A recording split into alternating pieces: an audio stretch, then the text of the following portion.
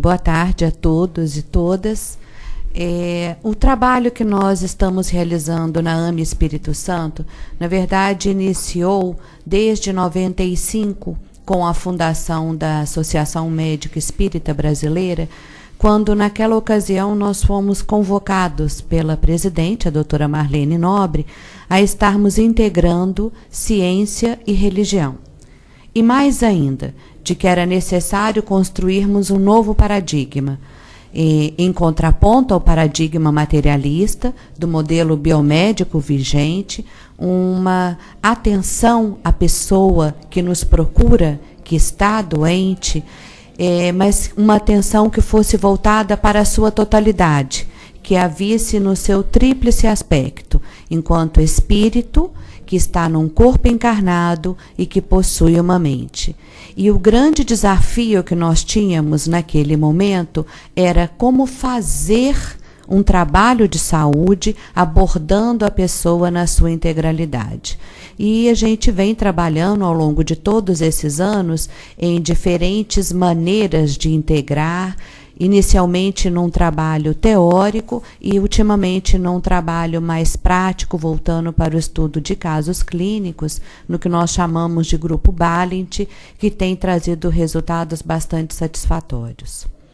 Quais são os progressos que já se pode observar desde 1995 com a fundação da AME Brasil até o presente momento, nesse ponto específico da relação médico-paciente, vencendo o paradigma materialista? Bem, fiz uma pesquisa ex post factum para trazer o resultado do trabalho e a gente pode avaliar na análise dos resultados da pesquisa que todos os médicos dizem que houve uma grande melhoria na sua coleta da anamnese, ou seja, na consulta inicial.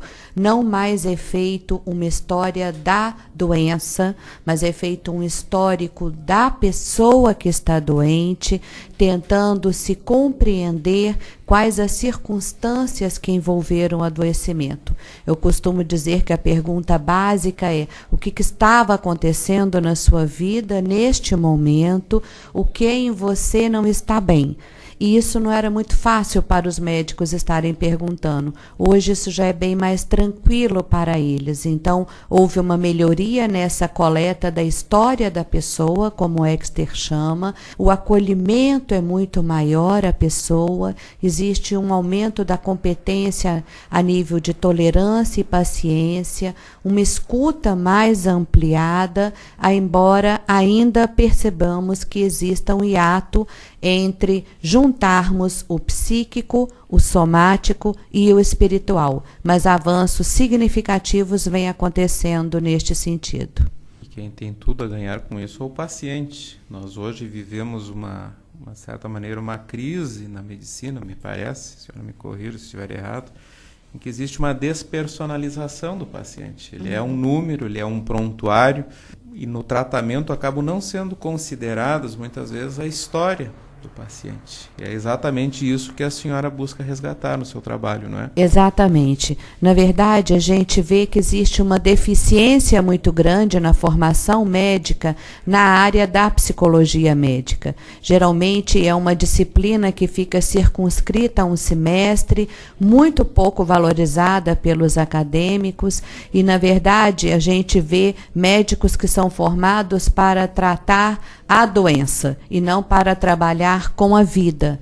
Então é uma grande mudança, não se trata de uma mudança só de palavras, mas mudança de olhar e da maneira como você vai estar acolhendo aquela pessoa, e que vem justamente responder a essa grande insatisfação que existe de ambos os lados. Do lado dos usuários, das pessoas que são atendidas, porque são atendidas de uma forma mecânica, rápida, totalmente sem uma vinculação, sem a formação de uma relação empática que é essencial. A gente trabalha com conceitos dentro da relação médico-paciente, no que Balint chama de que o remédio mais usado na clínica é o próprio médico. E, na verdade, é o remédio mais desconhecido. Então, é isso que a gente busca trabalhar no estudo dos casos clínicos, que eles possam ver como eles estão ou não enxergando a pessoa na sua totalidade e quais interferências da sua própria maneira de ser estão fazendo com que eles não percebam alguns dados, não explorando os dados, porque muda-se o enfoque. Nós não temos o objetivo de tratar só o sintoma que a pessoa traz à consulta, mas olhando a pessoa na sua totalidade, nós vamos compreender que situações de conflito da sua vida é que geraram aquele adoecimento físico. Então nós vamos tratar o sintoma físico, mas é necessário também tratar a pessoa, senão o que acontece é uma substituição de um sintoma por outro. Então, ora ela tem uma dor de estômago, ora ela tem um problema no coração, ora ela tem um problema em outro órgão, enfim, é a pessoa que está doente que nós temos que estar cuidando. E, doutora Tassiana, já se vê um número grande de estudos, muitos trazidos inclusive nesse congresso, da repercussão em favor do paciente, como ressaltou o João. Mas também tivemos aqui um painel intitulado Curar, Curar-se. E o médico, como todo ser humano, por certo, encontra felicidade na prática do bem. Já existe algum estudo ou verificação do ganho de qualidade de vida e mesmo do nível de felicidade dos médicos que modificam a sua abordagem com os pacientes a partir da espiritualidade? Olha, não temos dados empíricos. Eu posso falar de um dado de observação, porque, sem dúvida, um dos aspectos que nós temos que estar trabalhando é o cuidar dos profissionais de saúde. Como você muito bem ressaltou, nós temos inúmeras pesquisas que mostram a baixa qualidade de vida e um número muito grande de problemas de saúde que os médicos costumam ter, o quanto que eles não cuidam deles mesmos. Então, a gente já pode observar, por exemplo, uma demanda que os médicos observam lá na AME Espírito Santo é que todos colocaram a necessidade de ampliarem o tempo das suas consultas, de mudarem o seu processo de trabalho, de terem um número menor de pacientes para atenderem por dia, de forma a qualificar os atendimentos e também a poder estar tendo essa abordagem que vê a pessoa na sua integralidade e que traz uma melhora no diagnóstico e no tratamento desses pacientes. E, sem dúvida nenhuma, isso traz uma satisfação muito maior para eles, que se sentem muito mais satisfeitos com o trabalho que estão desenvolvendo. Bem, doutora Tassiana, isso acaba gerando um atendimento mais personalizado, porque o paciente, no momento da dificuldade, o que ele mais quer é exatamente que alguém se importe com ele, com o que está acontecendo com ele. E aí precisamos ir lá buscar as causas daquela doença, como bem a senhora apontou.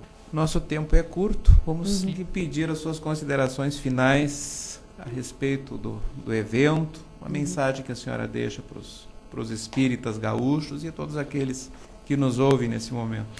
Bem, eu quero agradecer a oportunidade de estar aqui e dizer que nós temos ainda um longo caminho a trilhar. Nós tivemos uma mensagem do companheiro Roberto Lúcio, que esteve aqui gravando uma entrevista também, e ele nos disse em certa ocasião, no encontro da AME Minas Gerais com a AME Espírito Santo, que nós éramos picadeiros e que o nosso trabalho era abrir uma trilha e um caminho para que outros pudessem trilhar uma nova medicina que é nossa função estarmos desenvolvendo. Então, eu conclamo a todos que nos ouvem, profissionais de saúde das mais diversas ordens, estarmos realmente construindo uma atenção à saúde na sua integralidade, vendo em cada ser que nos chega um espírito enfermo, entendendo que são as dores da alma desse espírito que levam ele a desenvolver sintomas, não importam se na ordem física ou na ordem psíquica. E a nossa responsabilidade acolhê-lo enquanto espíritas, olhá-lo enquanto espírito, vendo na sua totalidade. É um grande trabalho que nós temos a fazer.